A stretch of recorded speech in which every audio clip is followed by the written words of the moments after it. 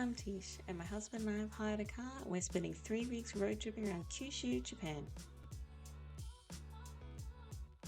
exploring beautiful countryside, bright and busy cities, and eating as much amazing food as we can find. This trip is all about slowing down, discovering new places, and having fun together as we explore a lesser known side of Japan.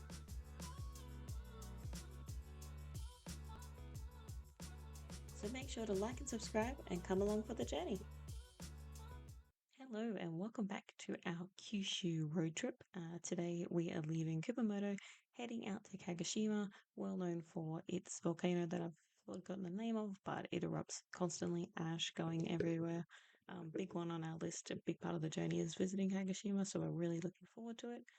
We just left the hotel and we're on our way through, stopping by a supermarket shortly just to grab some snacks. It was pretty early morning, but wanted to make sure we had the food and water for the trip because before we head to Kagoshima, we're visiting the Izumi-Fumoto Historical Museum, which is a ninja or samurai historical village.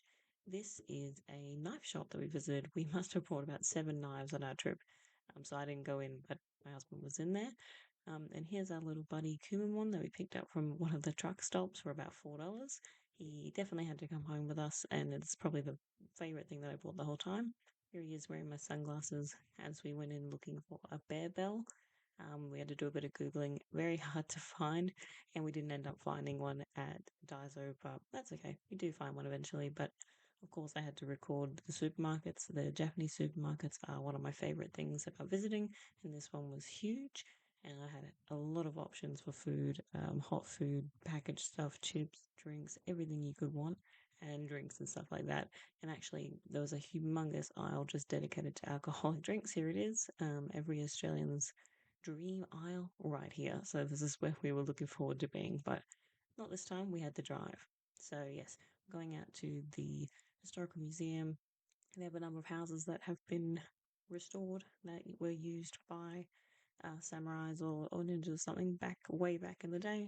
And they also had an ox that was going around and pulling a cart. We unfortunately missed out on that one. We couldn't get on, but if we were going back through, I would definitely try and get a trip onto that. So I've taken a fair bit of footage, so I'm going to shut up now so everyone can enjoy it. And I hope you do enjoy it, and we'll see you in the next one.